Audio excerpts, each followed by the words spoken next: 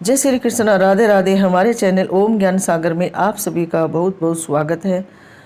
आज मैं आप सभी के लिए लेकर आई हूँ सावन शिवरात्रि व्रत कथा।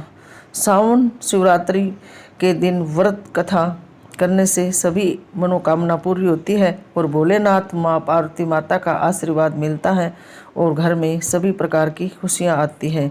सावन शिवरात्रि कब है और क्या पूजा विधि है, सभी जानकारी आज हम आपको बताएंगे। यह कथा आप मासिक शिवरात्रि व्रत में भी सुन सकते हो। इसको सुनने से सभी प्रकार के कष्टों से मुक्ति मिलती है और अखंड सौभाग्य की प्राप्ति होती है। मैं हूँ रीना शर्मा। आज आप सभी के लिए लेकर आई हूँ सावनी शिवरात्रि व्रत कथा और शिवरात्रि के दिन कैसे पूजा करनी चाहिए, भोलेनाथ को कैसे प्रसन्न करें आदि सभी जानकारी आज हम आप सभी को बताएंगे। सावन में शिवरात्रि की व्रत पूजा करने के बाद शिवरात्रि व्रत कथा जरूर सुननी चाहिए। इसे सुनने से भोलेनाथ माँ पार्वती का आशीर्वाद मिलता है और सभी तरह की हर इच्छा पूरी होती है। अगर आप लोग नए हैं तो प्लीज़ हमारे चैनल ओम ज्ञान सागर को सब्सक्राइब जरूर करें, वीडियो को लाइक और सभी परिवार दोस्तों के साथ ज़्यादा से ज़्यादा शेयर करें ताकि सभी कहानी कथा सुन सके, शिवरात्रि की पूजा विधि अच्छी तरह से कर सके, ताकि भगवान भोलेनाथ और माता पार्वती का आशीर्वाद उनको मिल सके और व्रत का पूरा फल उनको प्राप्त हो।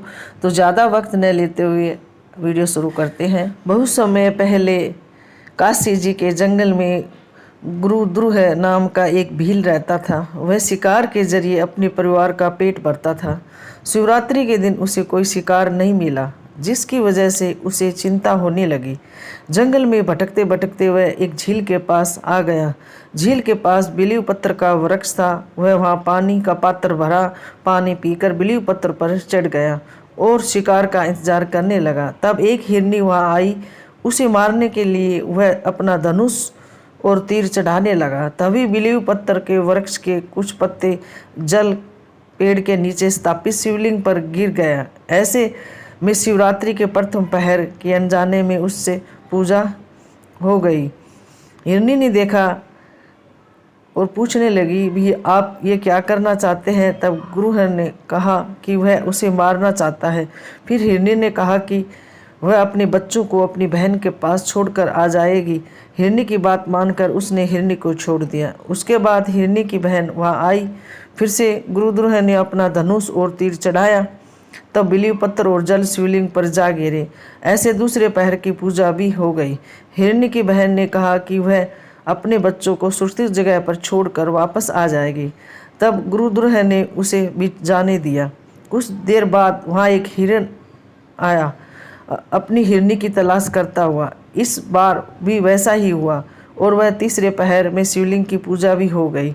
हिरण ने उससे वापस आने का वादा किया, जिसके बाद गुरु ध्रुव ने उसे भी जाने दिया। अपना वादा निभाने के लिए दोनों हिरनी और हिरण गुरु ध्रुव के पास आ गई। जब गुरु ध्रुव ने सबको देखा तो उसे बहुत खुशी हुई। उसने अपना धनुष बाण निकाला। तभी बिलीव पत्थर और जल शिवलिंग पर गिर गया। ऐसे चौथे पहर की पूजा भी समाप्त हो गई। अनजाने में गुरु ध्रुव ने अपना शिवरात्रि का व्रत पूरा कर लिया था। व्रत के प्रभाव से उसे पापों से मुक्ति मिली। जब सुबह होने लगी तब उसने दोनों हिरनी और हिरण को छोड़ दिया। चारों पहर भूखा प्यासा रहते हुए और अनजाने में भगवान की पूजा करके गुरु ध्रुव के सभी पाप धुल गए। तब भगवान शिव ने दर्शन दिया और आशीर्वाद दिया कि त्रेता युग में भगवान विष्णु के अवतार श्री राम उनके घर पधारेंगे और उन्हें मोक्ष की प्राप्ति हो जाएगी। शिकारी की कथा अनुसार महादेव तो अनजाने में किए गए व्रत का भी फल दे देते हैं, पर वास्तव में महादेव शिकारी की दया भाव से प्रसन्न हुए। अपने परिवार के कष्ट का ध्यान होते हुए भी शिकारी ने मृग परिवार को जाने दिया।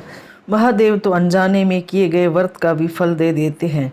शिव किसी भी प्रकार के किए गए पूजन को स्वीकार कर लेते अथवा भोलेनाथ जाने या अनजाने में हुए पूजन में भी भेद नहीं कर सकते। शिकारी शिव पूजन नहीं कर रहा था, इसका अर्थ यह भी हुआ कि वह किसी तरह की फल की कामना भी नहीं कर रहा था। उसने मृग परिवार को समय एवं जीवन दान दिया, जो कि शिव पूजन के समान है। शिव का अर्थ ही कल्याण होता है। प्राणियों का कल्याण करने के कारण ही वह शिव तत्व को जान पाया और उसका शिव से साक्षात्कार हुआ। परोपकार करने के लिए महाशिवरात्रि का दिवस होना भी आवश्यक नहीं है। अगर हम उन परम कल्याणकारी आशुतोष भगवान में ईश्वर को लीन कर दे तथा कल्याण मार्ग का अनुसरण करें, वही शिवरात्रि का सच्चा व्रत है। इस समय सावन का पवित्र महीना चल रहा है। मंदिरों में बम बम भोले की जयकारे सुनाई दे रहे हैं। ये महीना भगवान भोलेनाथ को समर्पित होता है।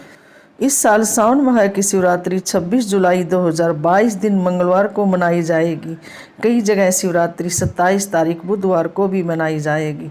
सावन में विधि विधान से भोले बाबा की पूजा अर्चना की जाती है। हर महीने में कृष्ण पक्ष की चतुर्दशी तिथि को मासिक शिवरात्रि मनाई जाती है। सावन शिवरात्रि पर जल अभिषेक और रुद्र अभिषेक करने का विशेष महत्व है। सावन शिवरात्रि के दिन जो भी भक्त सच्चे मन से भगवान भोलेनाथ और माँ गौरी की पूजा और व्रत करते हैं, कथा कहानी सुनते हैं, ऐसा कहा जाता है कि वैवाहिक जीवन की समस्त समस्याएं खत्म हो जाती है।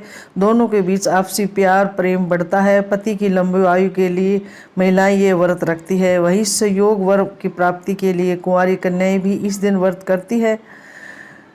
सावन माह में शिवलिंग पर बेल पत्थर चढ़ाने से कुंवारी कन्याओं को मनवांछित वर की प्राप्ति होती है। यह थी शिवरात्रि की व्रत कथा। इसको सुनने से सभी प्रकार के कष्ट दूर होते हैं और मोक्ष की प्राप्ति होती है। सावन शिवरात्रि व्रत विधि: इस दिन सुबह सूर्य उदय से पहले उठकर स्नान कर ले, फिर घर पर या आसपास किसी शिव मंदिर में जाकर शिव परिवार की पूजा करें। शिवलिंग का रुद्र अभिषेक जल, घी, दूध, चीनी, शहद, दही आदि से करें। शिवलिंग पर बेल पत्तर, इत्र, भांग, बेर और धतूरा चढ़ाई। माता पार्वती को श्रृंगार की सामग्री अर्पित करें। भगवान शिव की धूप दीप से पूजा अर्चना करें और उन्हें फल और फूल अर्पित करें। शिवरात्रि के दिन शिव पुराण, शिव स्तुति, शिव अष्टक, शिव चालीसा और शिव श्लोक का पाठ करना चाहिए। इस व्रत में शाम के समय फलाहार कर सकते हैं। व्रत रखने वाले को इस दिन अन्न ग्रहण नहीं करना चाहिए। अगले दिन भगवान शिव की विधि विधान से पूजा करके और दान आदि करने के बाद उपवास को खोले। पूजन सामग्री: पुष्प, पंचफल, दक्षिणा, पूजा के बर्तन, पंचमेवा, रतन, सोना, चांदी, शहद, गंगा जल, पवित्र जल, कुशासन, दही, शुद्ध देसी घी, पंचरस, पंच मिष्ठान, बिलीव पत्थर, इत्र, रोली मोली, जनेऊ, धतूरा, भांग, बेर, गाय का कच्चा दूध, धूप, दीप, रुई, ईख का रस, कपूर, शिव व माँ पार्वती की श्रृंगार की सामग्री, चंदन इत्यादि। यह थी जानकारी शिवरात्रि व्रत कथा कहानी। इसको सुनने से सभी प्रकार के कष्ट दुख दूर होते हैं और भोलेनाथ माता पार्वती का आशीर्वाद मिलता है। घर में सुख शांति और अखंड सौभाग्य की प्राप्ति होती है।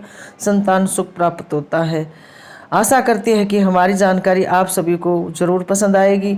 और हाँ, हमारे चैनल ओम ज्ञान सागर को सब्सक्राइब करना ना भूलें। प्लीज़ सब्सक्राइब जरूर करें।